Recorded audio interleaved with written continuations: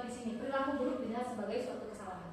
Ketika mungkin anak-anak melakukan kesalahan, di satu sisi kita akan secara tidak langsung akan menyalahkan si anak tersebut tanpa kita menanyakan alasan mengapa anak tersebut melakukan hal itu. Seperti itu ya Bunda ya. Lalu orang lain bisa mengontrol saya. Teori kontrolnya hanya Anda yang bisa mengontrol diri Anda. Sesuai contoh tadi, eksperimen tadi, yang bisa mengontrol diri kita itu kita sendiri, bukan orang lain. Lalu selanjutnya, saya bisa mengontrol orang lain. Kembali lagi ke eksperimen tadi, Anda tidak bisa mengontrol orang lain. Mereka bisa mengontrol dirinya sendiri. Pemaksaan ada pada saat bujukan gagal. Maksa nggak tadi? Maksa ya. Jadi Bunda Mayu agak maksa ya dari Bunda Rika ya. Lalu kolaborasi dan konsensus menciptakan pilihan-pilihan baru.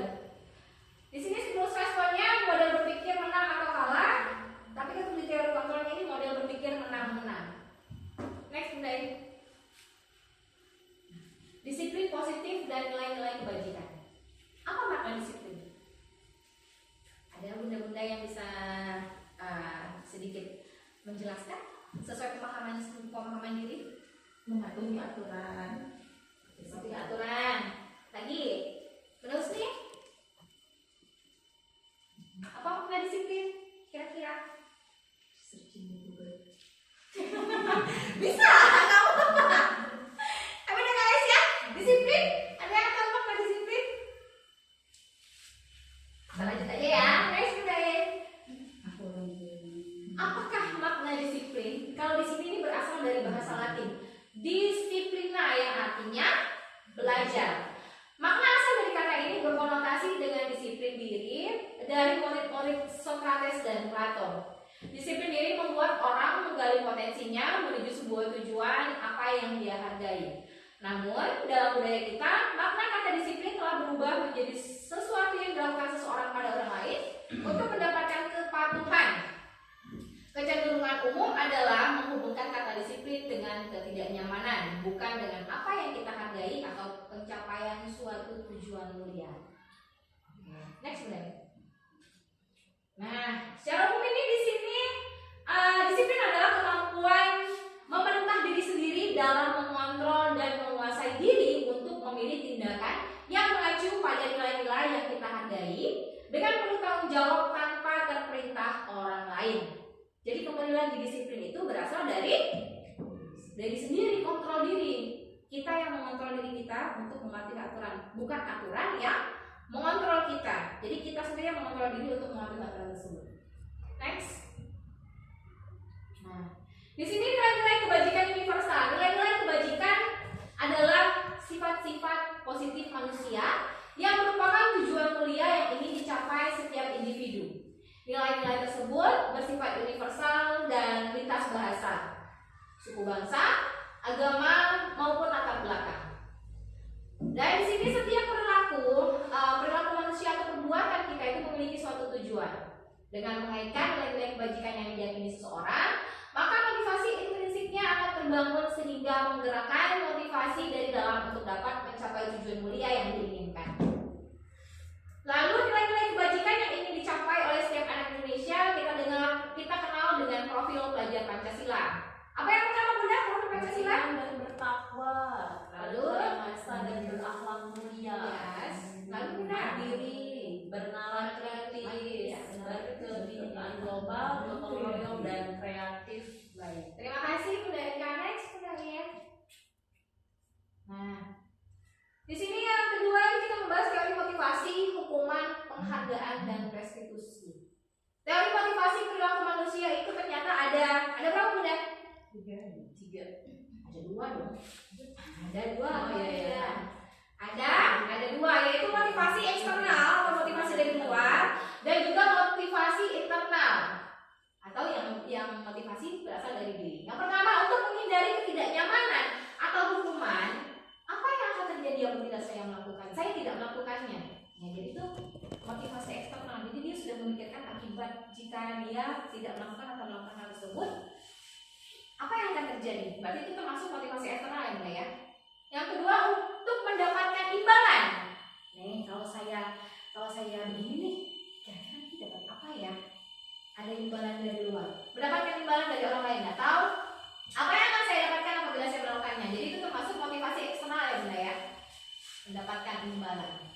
Lalu yang terakhir itu motivasi internal, tujuan disiplin positif yaitu untuk menghargai diri sendiri. Yaitu seperti saya akan menjadi orang yang seperti apa bila saya melakukannya. Jadi motivasinya dari dalam, dari diri kita sendiri untuk merubah diri jadi lebih baik. Itu termasuk motivasi internal. Next. Nah, tujuan disiplin positif yaitu terbentuknya murid-murid yang berkarakter, berdisiplin, santun, luhur, peduli, bertanggung jawab, dan merupakan pembelajar sepanjang hayat sesuai standar kompetensi lulusan yang diharapkan. Nah, di sini kira-kira harapan bunda-bunda untuk anak-anak kita, anak-anak usia dini, terbentuk karakter yang seperti apa, Bunda Tini? Karakter yang seperti apa Bunda Tini yang Bunda Tini harapkan untuk anak-anak didik kita, untuk anak-anak tersayang kita yang ada di TK Negeri Pembina Badau ini? Karakter apa Bunda Tini? Santun ya, bertanggung jawab, peduli, disiplin. Next Bunda Tini. Merdeka. Kalau menurut bunda-bunda sini merdeka itu apa? Bebas. Bebas. Lepas. Apa beda? Bebas dari tekanan. Oke. Tidak under pressure ya, tidak di bawah tekanan ya. Oke. Di sini merdeka menurut Ki Hajar Dewantara, merdeka itu artinya tidak hanya terlepas dari perintah, akan tetapi juga cakap buat memerintah diri sendiri. Nah, next slide. Apa itu hukuman? Ada yang tahu hukuman itu apa? Hukuman. Apa itu? Apa hukuman? Sebab akibat ketika melakukan kesalahan. Oke. Kalau konsekuensi? Sama ya. Nah, oke, di sini ada contohnya. Tindakan guru mencatat 100 kali di dalam buku kalimat saya tidak akan terlambat lagi karena terlambat ke sekolah. Itu hukuman atau konsekuensi? Hukuman ya. Sepakat? Hukuman ya udah baik ya. Oke. Assalamualaikum warahmatullahi wabarakatuh. Selamat siang bunda-bunda. Terima kasih sudah bisa hadir di ruang perpustakaan kita TK Negeri Pembina Badau. Gimana kabarnya bunda-bunda? Alhamdulillah sehat, baik, luar biasa. Terima kasih Bunda Husni. Pertama-tama saya ucapkan selamat siang dan terima kasih kepada Kepala Sekolah TK Negeri Pembina Badau yang mana di sini diwakili oleh Bunda Bayu, juga teman-teman sejawat yang bisa hadir di ruangan ini. Pertama-tama untuk memulai acara ini, marilah bersama-sama kita mengucapkan basmalah. Bismillahirrahmanirrahim.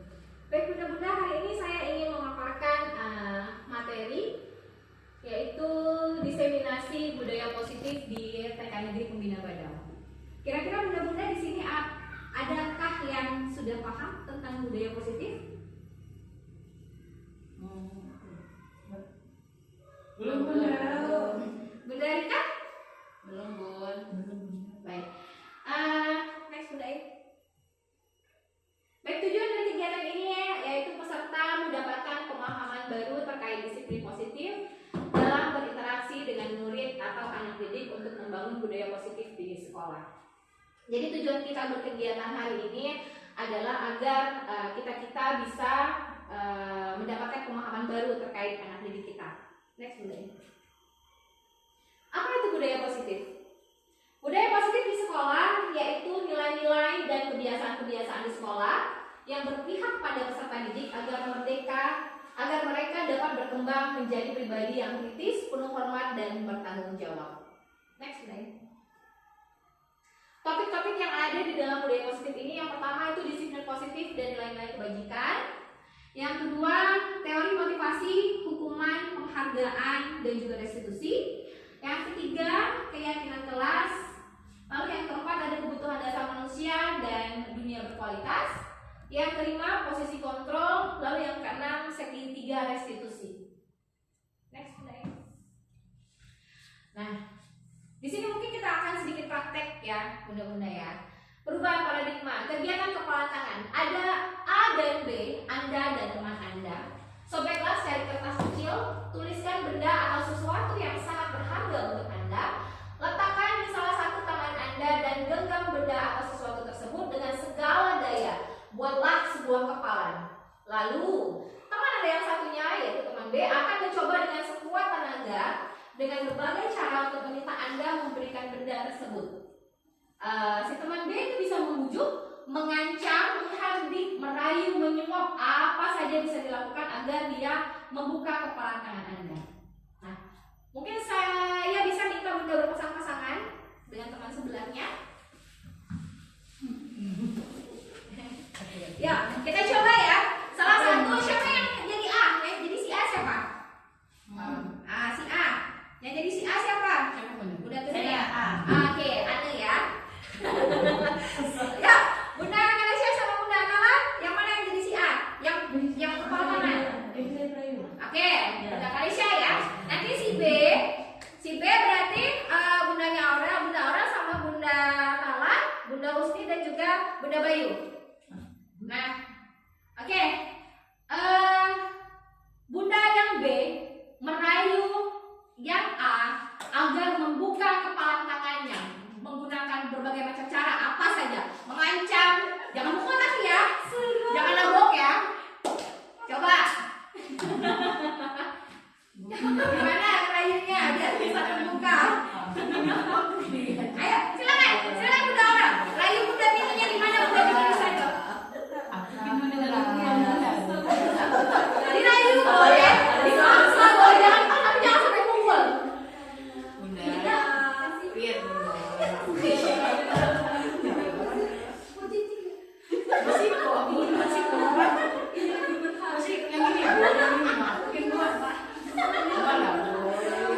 Rayu boleh, menyuap pun boleh. Menyuap, dijanjikan apa? Apa isi temannya? Bukan bagi lah, Bunda. Masak ini beri aku. Bisa enggak? Bunda Kala bisa enggak? Bunda Kala belum merayu, coba rayu Bunda Malaysia.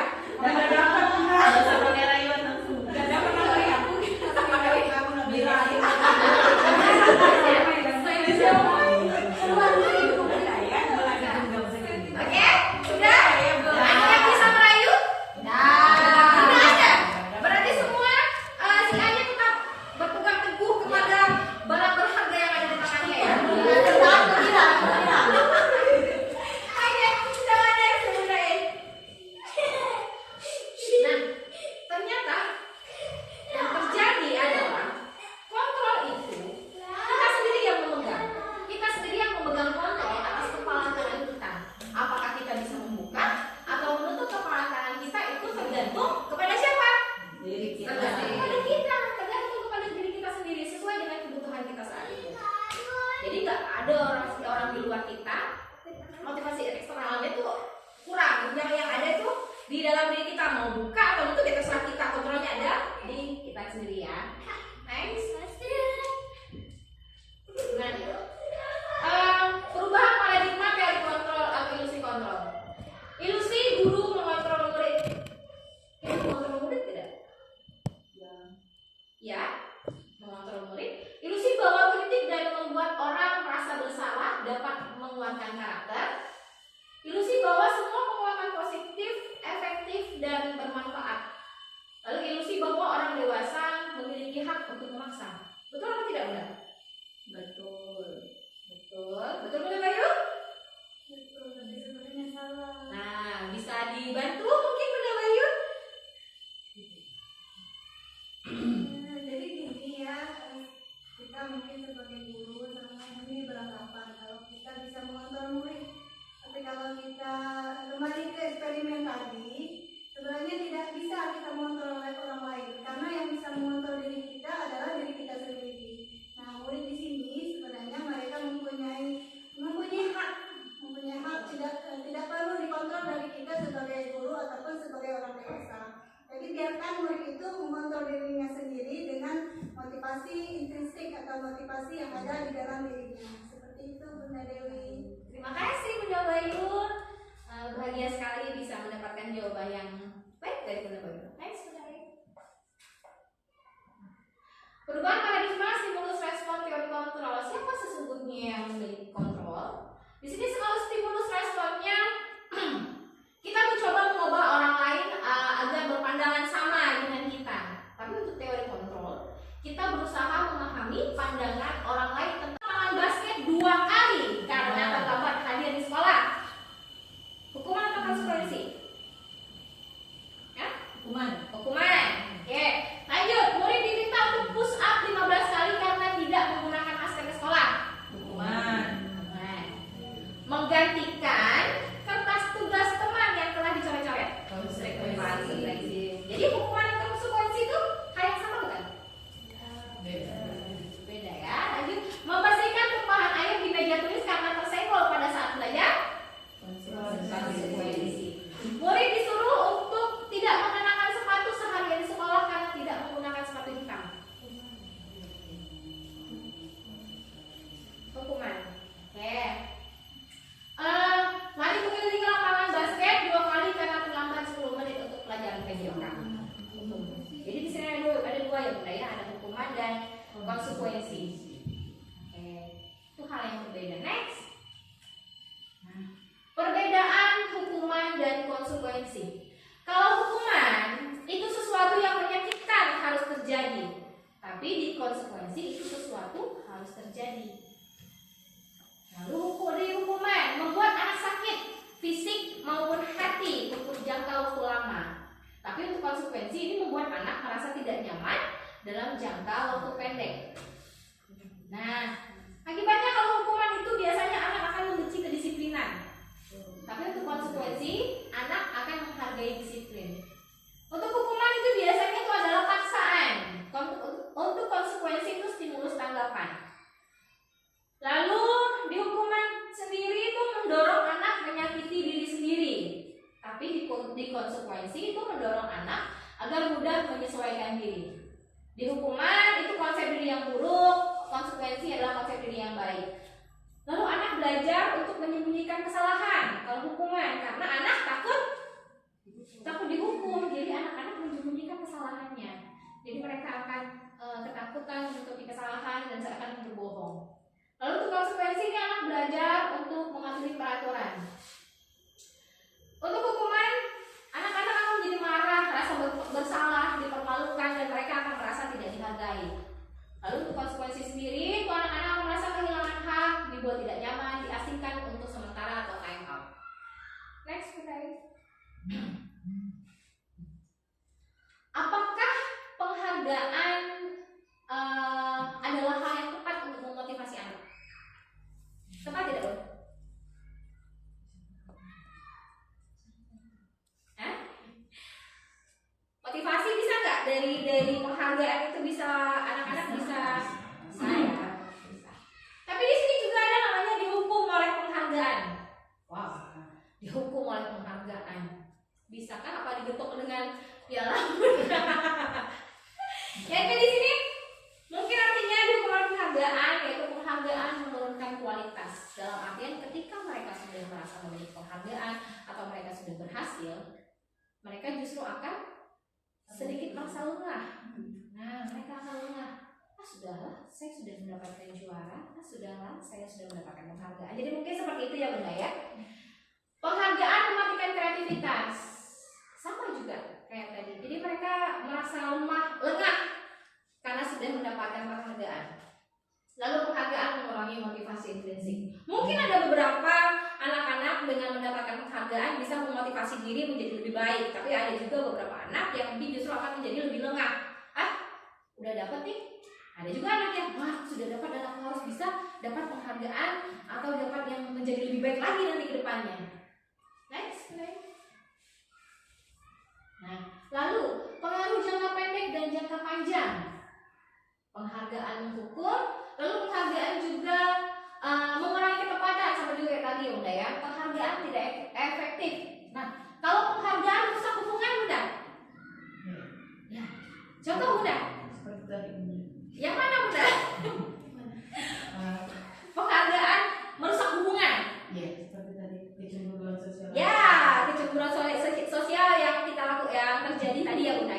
ketika kita di aula ada anak-anak yang mendapatkan hadiah karena kita mendapatkan juara drum band dan senam, ada anak-anak yang tidak mendapatkan dan dia menangis, dia merasa sebel, kok aku nggak dapet, dan dia sebel sama temennya, sebel sama gurunya, sama bunda-bundanya. Oke, ini yang terjadi tadi ya. Oke, next. Lalu nih. Apa itu restitusi? Restitusi itu adalah proses menciptakan kondisi bagi murid untuk memperbaiki kesalahan mereka sehingga mereka bisa kembali pada kelompok mereka dengan karakter yang lebih kuat. Restitusi juga merupakan proses kolaboratif yang mengajarkan murid untuk mencari solusi untuk masalah mereka dan membantu murid berpikir tentang orang seperti apa yang mereka ingin menjadi atau tujuan mulianya dan bagaimana mereka harus memperlakukan orang lain. Jadi bukan hanya tujuan mereka, tapi juga mereka harus bisa memperlakukan orang lain dengan baik. Next, mulai. 9 ciri-ciri restitusi. Yang pertama, bukan untuk menebus kesalahan, namun anak-anak harus belajar dari kesalahan. Jadi ketika mereka melakukan kesalahan, bukan hanya sekedar mendapatkan hukuman, lalu besok mereka mengulang lagi, mendapat hukuman lagi, besok lagi melakukan kesalahan lagi, tapi anak-anak harus belajar dari kesalahan mereka sendiri agar tidak mengulangi ya Bu ya, agar tidak mengulangi lagi kesalahan mereka setelahnya. Lalu di sini restitusi juga yang memperbaiki hubungan. Yang ketiga, restitusi itu adalah tawaran bukan paksaan. Lalu yang keempat, restitusi menuntun untuk melihat ke dalam diri. Yang kelima, restitusi mencari kebutuhan dasar yang mendasari tindakan. Yang keenam, restitusi diri adalah cara yang paling baik. Yang ketujuh, restitusi fokus pada karakter bukan tindakan. Lalu yang kedelapan, restitusi fokus pada solusi. Lalu yang terakhir, restitusi mengembalikan murid yang berbuat salah pada kelompoknya. Next. Oke. Oke, next mulai. 3. Keyakinan kelas. Mengapa tidak peraturan saja? Mengapa harus keyakinan kelas? Kenapa? Kenapa? Apa yang terjadi? Kenapa Bunda Baik? Kenapa harus peraturan? Kenapa harus keyakinan kelas? Karena keyakinan kelas itu dari hati. Lalu Harus ditaati. ya, jadi sudah kalau keyakinan kelas itu lebih dari diri ya, karena mereka sudah membuat keyakinan kelas bukan peraturan. Jadi mereka yang membuat keyakinan, mereka juga akan berusaha untuk mematuhi keyakinan kelas tersebut. Nah, di sini mengapa kita memiliki peraturan harus menggunakan helm bila mengendarai kendaraan roda 2? Untuk keamanan. Ya, untuk keamanan. Lalu itu peraturan atau keyakinan?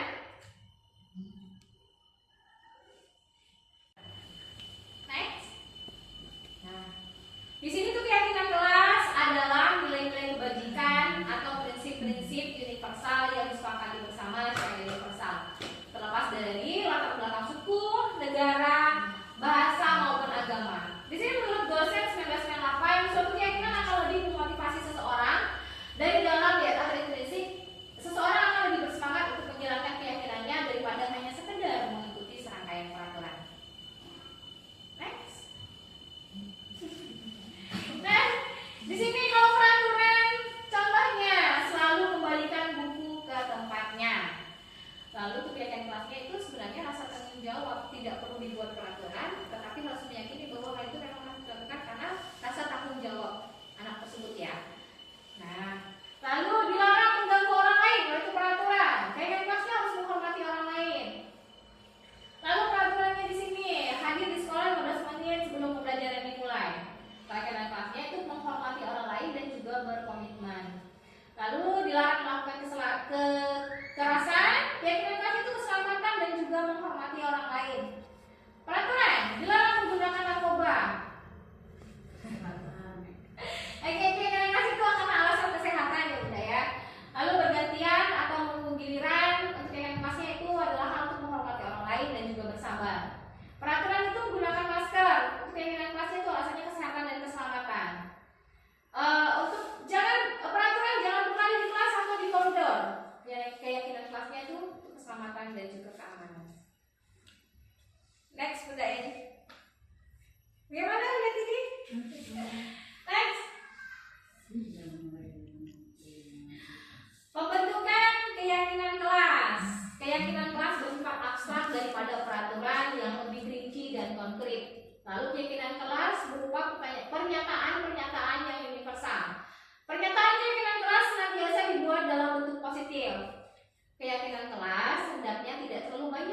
sehingga mudah diingat dan dipahami. Lalu semua warga kelas sebaiknya ikut berkontribusi dalam membuat kegiatan kelas lewat surat pendapat. Lalu bersedia meninjau kembali kegiatan kelas dari waktu ke waktu. Mungkin Bunda Rika bisa memberikan contoh untuk keyakinan kelas. Misalnya seperti apa, Bu? Datang ke sekolah tepat waktu. Terus menghargai teman dan guru misalnya. Terus apa lagi ya? Apakah boleh menggunakan kata tidak dan jangan? Itu tadi sudah dijelaskan, membutuhkan dalam kegiatan keyakinan kelas harus menggunakan kata-kata yang positif. Berarti tidak boleh digunakan ya untuk keyakinan kelas itu tidak boleh menggunakan kata tidak dan jangan. Jangan. Ya. Lebih baik. Iya. Jadi misalnya jangan lari-lari. Lebih baik dikatakan dengan Jalan-jalan Lebih baik jalan saja daripada lari. Lebih baik. tidak boleh jangan. Tapi Jalan. kita tidak dipungkiri karena mungkin sudah faktor ya Bunda ya. Kadang-kadang juga kita masih sering mengucapkan kata tidak boleh, jangan, tidak boleh gitu ya, jangan ya. Tidak terbiasa. Ya, belum terbiasa. Tapi lebih baiknya kalau semakin kesini kita ingat tidak, jangan ya, jangan mengucapin, nggak usah diucapin. Oke, next. Penerapan keyakinan di kelas. Contoh sederhana untuk di kelas tadi sudah diberikan oleh Bunda Rika ya. Next. Nah, hasil-hasil yang diharapkan. Hasil-hasil yang diharapkan itu anak-anak bermain bersama temannya. Anak-anak bisa berbagi makanan dengan temannya. Lalu anak terbiasa datang tepat waktu dan anak senantiasa merapikan mainan. Next. Nah, di sini ada kebutuhan dasar. Kebutuhan dasar manusia dan dunia berkualitas. Kebutuhan dasar manusia itu ada 5. Yang pertama itu kasih sayang dan rasa diterima. Oke, penguasaan, bertahan hidup, kesenangan dan juga kebebasan. Seperti kupu-kupu ya. Iya, bebas terbang. Fly. Next. Nah, ini salah satu contoh. Kita kasih contoh ya. Ibu guru bilang, aku tidak boleh bersenandung sewaktu mengerjakan tugas. Katanya kelas harus tenang, tidak ada suara. Padahal kan aku suka dan senang menyanyi. Ya benar. Itu kebutuhan aku. Si aman. Kebebasan. Kebebasan. Betul? Kebebasan atau kesenangan? Kesenangan. Kesenangan. Gimana Bunda Bayu? Kesenangan ya. Oke, selanjutnya. Ibu guru tidak menyapaku hari ini, padahal aku pakai jepit baru loh. Kebutuhan apa itu? Kesenangan juga kasih sayang ya. Perhatian, kasih sayang, rasa ingin diterima. Dia ingin melihat aku tuh pakai jepit baru. Aku tuh cantik loh hari ini Bunda. Aku bosan. Masa belajarnya cuma gitu-gitu aja, dengerin ibu guru aja. Apa itu? Perlu kebebasan. Iya, kebutuhan kebebasan. Ini bosan, belajarnya gitu aja. Lalu aku sebel, gambarku tidak rapi. Malah ibu guru nunjukin ke teman-temanku di depan kelas. Ya, kasih sayang. Jadi lebih ke ini diakui dia. ingin diterima ya, rasa kasih sayang, kebutuhan kasih sayang dan ingin diterima. Ya sayang. Aku balikan ayah. Tidak apa-apa. Oke, tidak apa-apa Bunda. Kita tetap sejenak tidak apa-apa. Next. Nah, 5 posisi kontrol. 5 posisi kontrol tadi yang bisa kontrol diri kita sendiri ya. Di sini ada yang pertama penghukum. Yang kedua, pembuat rasa bersalah. Yang ketiga, teman. Yang keempat, pemantau. Yang kelima, manajer. Kira-kira dalam keseharian kita di sekolah, kita lebih menjadi kontrol yang mana Bunda? Yang mana Bunda ada? Kita Teman. teman ya. Lalu pemantau. Seringkah kita menjadi penghukum Bunda? Kadang-kadang. Iya ada. Sama saya juga Bunda. Pembuat rasa Pembuat rasa bersalah. Semuanya ada kayak. Semuanya bisa ya. Oke. Lanjut. Next. Next udah ya. Oke. Ada 5 posisi kontrol. Nah, baik, saya bilang dulu ya. Di sini motivasinya nih guru berbuatnya kalau untuk menghukum itu biasanya guru menghardik, menunjuk-nunjuk, menyakiti perasaannya dan juga menyindir. Siapa yang suka nyindir? Siapa yang suka nyindir? Ada nggak? Suka nyindir. Siapa nggak ada ya? Kalau kita itu vibes-nya positif ya Bunda ya. Mohon maaf kita tidak ada menyindir, alhamdulillah. Lalu membuat merasa bersalah. Bukan ya? Lalu membuat mengatakan seharusnya ibu kecewa deh. Nah, itu membuat rasa bersalah ya. Lalu temannya kalau untuk menjadi posisi teman lebih membuatkan alasan-alasan untuk muridnya. Jadi lebih pendekatan secara personal sebagai teman. Nah, kalau untuk pemantau di sini kita itu menghitung dan mengukur. Jadi memantau apa saja yang dilakukannya, perkembangannya. Nah, kalau untuk manajer mengajukan pertanyaan-pertanyaannya. Lalu selanjutnya untuk penghukum di sini. Contohnya, guru berkata, kalau kamu nggak melakukannya awas ya, rasakan. Nah, siapa yang sering itu? Iya. Iya. Oke. Pembuat merasa bersalah si guru berkata, kan kamu seharusnya kamu sudah tahu, ibu sudah lelah sekali mengatakannya. Ibu stres. Ibu stres. Seperti itu. Ekspresi ya Bu ya. Membuat merasa bersalah. Nah terus selanjutnya untuk teman guru berkata, ayolah lakukanlah demi ibu. Masa kamu tidak mau? Siapa yang suka kayak gitu?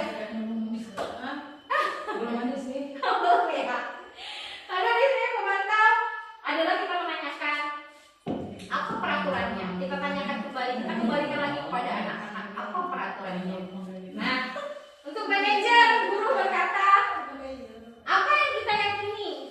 Apa yang bisa kamu kerjakan untuk memperbaiki masalah ini? Jadi manajer itu bertindak sebagai memperbaiki ya, menanyakan kesalahan anak, lalu apa yang bisa anak-anak lakukan untuk memperbaiki kesalahan yang sudah mereka lakukan. Dan dari 5 posisi kontrol ini itu memiliki hasil yang berbeda kepada anak. Yang pertama untuk menghukum itu hasilnya apa Bunda? Anak-anak akan menjadi apa? Ya, anak-anak akan menjadi memberontak.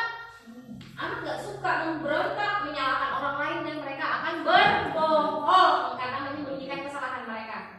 Kalau untuk kontrol membuat merasa bersalah, si anak-anak juga pasti akan melakukan hal yang negatif. Anak-anak juga akan menyembunyikan, menyangkal, akan berbohong. Nah, kalau kita melakukan posisi kontrol sebagai teman, anak-anak menjadi ketergantungan.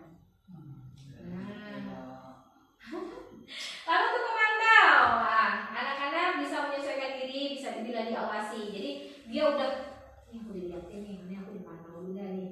Nah, jadi anak-anak akan lebih mawas diri ya. Nah, kalau untuk kontrol manajer itu hasilnya anak-anak akan menguatkan pribadi anak-anak tersebut. Nah, ketika di 5 posisi kontrol ini kaitannya dengan dunia berkualitas, yaitu yang pertama kalau untuk kontrol hukum itu murid akan meletakkan guru di luar dunia berkualitas. Lalu untuk membuat merasa bersalah, murid meletakkan guru di dalam dunia berkualitas. Untuk kontrol teman, murid meletakkan guru di sebagai orang yang sangat penting di dunia berkualitas. Lalu selanjutnya untuk pemantau, murid meletakkan guru yaitu peraturan dan hukum di dunia berkualitas. Untuk manajer, murid akan meletakkan dirinya sebagai individu yang positif dalam dunia berkualitas. Lalu, contoh ketika guru menjadi penghukum, anak-anak akan berkata, biarin aja lah, nanti juga marah-marah lagi. Nah, dia karena udah terbiasa dimarahin ya udahlah, biarlah, nanti juga dimarahin lagi. Nah, nanti ketika kontrol membuat merasa bersalah, anak-anak akan berkata, maafkan saya. Dia akan meminta maaf karena merasa bersalah. Lalu ke teman-teman, si anak akan berkata, saya pikir begitu, katanya gitu ya. Jadi untuk memantau berapa banyak bintang yang saya harus peroleh, berapa halaman yang harus saya tulis, kasih anak. Lalu untuk content manager, anak-anak akan berkata bagaimana caranya saya bisa memperbaiki kesalahan saya. Oke, di sini dampaknya ya Bu ya, dampaknya pada murid ketika guru itu pada posisi penghukum, itu anak-anak akan selalu mengulangi kesalahannya. Untuk membuat merasa bersalah, anak akan lebih merasa rendah diri. Lalu di kontrol teman, itu anak-anak akan menjadi lemah, tidak mandiri dan juga ketergantungan. Di posisi pemantau, anak akan menitik beratkan pada sanksi atau hadiah untuk dirinya. Lalu untuk posisi manajer, anak-anak lebih mengevaluasi diri bagaimana cara memperbaiki diri. Oke, next please. Nah, di posisi apakah kata-kata ini ya? Saya kecewa sekali dengan kamu. Kontrol apa itu? Membuat rasa bersalah. Membuat rasa bersalah. Lalu kamu tidak pernah benar melakukannya. Menghukum ya. Lalu ayolah lakukan demi ibu. Teman. Lalu apakah kamu mau mendapatkan stiker bintang hari ini? Komentar ya. Nah, bagaimana kamu bisa menyelesaikan masalah ini? Manajer.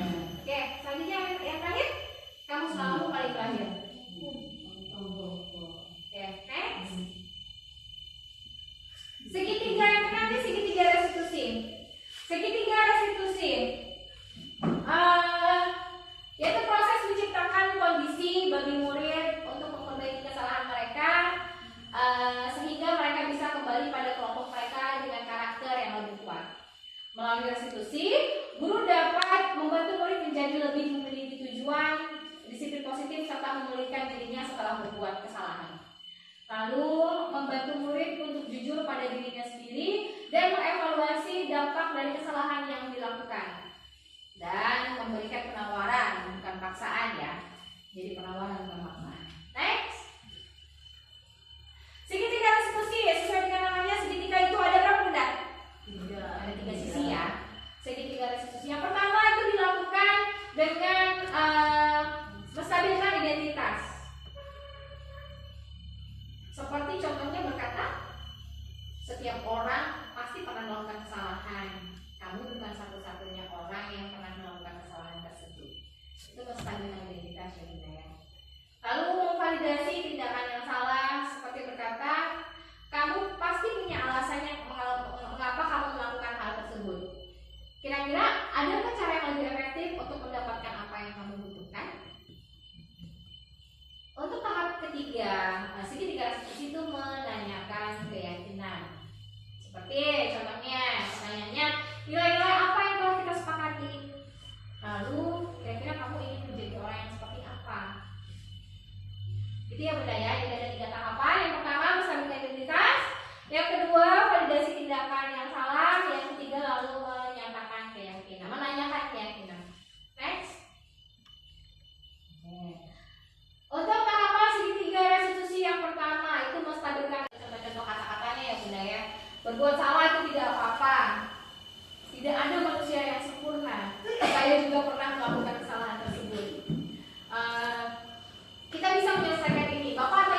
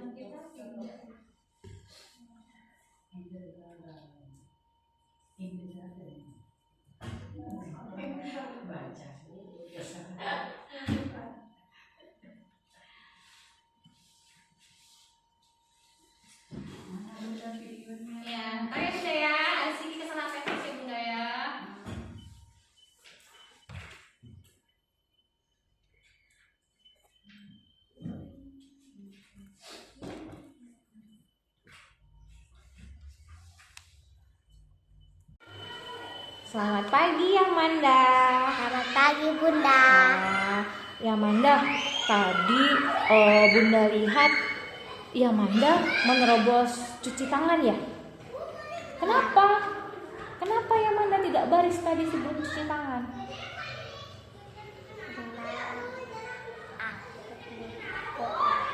Kenapa? Karena Yamanda mau cepat-cepat. Oh, karena Yamanda mau cepat-cepat. Kenapa mau cepat-cepat? Biar aku mau makan. Oke, karena mau makan Yamandanya. Jadi karena Yamanda lapar, terus Yamanda pengen cepat makan, gitu ya? Oke, tapi Manda tahu nggak kalau perbuatan seperti itu membuat orang lain tidak nyaman? Kenapa? Karena saya udah lapar, gak mau cepat-cepat. Juga orang udah cepat. Oke, kira-kira itu menghargai orang lain nggak? Enggak ya. Nah, Ada orang. berarti Ada orang Bu. nggak apa-apa. Nggak apa-apa, ada orang, biarin aja. Hehe. Nah, terus kalau gitu ya Manda udah tahu dong tadi perbuatan Manda itu tidak boleh ya? Iya, tidak boleh. Kira-kira gimana nih cara memperbaikinya? Besok berarti ya Manda gimana? Kira-kira mau antri atau tidak besok? Nah, oke, besok kita antri yang baik ya. Seperti keyakinan kelas kita, kalau sebelum cuci tangan itu memang harus berbaris. Oke, terima kasih Amanda. Sama-sama. Selamat pagi Kakak Lena. Selamat pagi Bunda. Nah, tadi Bunda lihat ada temannya yang menangis. Kenapa ya Kak ya? Kakak rebutan. Nah, Kakak Lena rebutan mainan. Kalau rebutan mainan itu boleh nggak sih? Enggak. Nggak boleh. Kenapa tadi Kakak Lena rebutan mainan? Mau mainan itu. Mau main itu, Kakak mau pinjam sebenarnya. Nah, kira-kira rebutan mainan itu boleh nggak sih? Enggak. Nggak boleh. Nah, berarti Kakak Lena tahu kalau itu perbuatan yang tidak baik. Gimana ya kita cara memperbaikinya? Besok Kak Lena kalau mau pakai mainannya gimana? Harus rebutan lagi kah? Enggak. Jadi kalau mau pakai mainannya harus izin atau pinjam dulu. Oke, terima kasih Kakak Lena. Terima kasih Bunda. Baik, jadi untuk hari ini mungkin cukup Ibu Daya refleksi ini hal yang perlu diperbaiki dan penerapan ke depan. Mungkin saya akan mengurangi pemberian reward pada anak didik untuk lebih memunculkan motivasi intrinsiknya.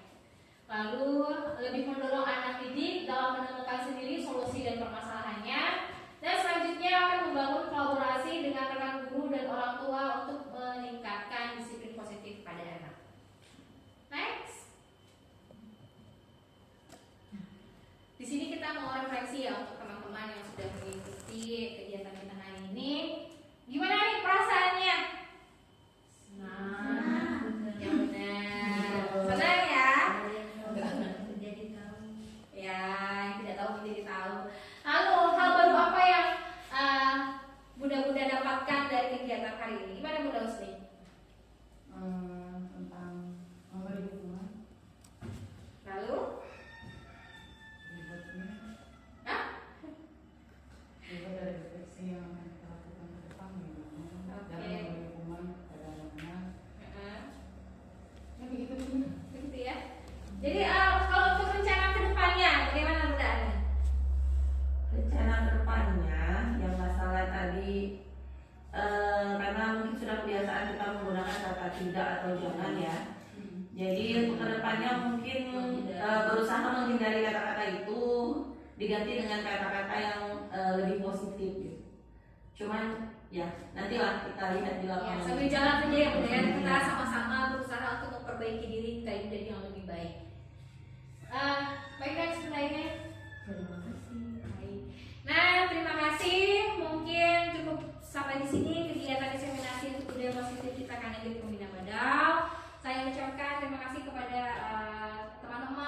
ocewa dan juga bunda-bunda yang bisa hadir di perpustakaan TK Negeri Pembina Bedawang hari ini. Saya mengucapkan maaf jika ada kesalahan-kesalahan kata dari sepanjang saya menyampaikan materi hari ini. Demikian saya ucapkan wabillahi taufiq wal hidayah. Wassalamualaikum warahmatullahi wabarakatuh. Waalaikumsalam.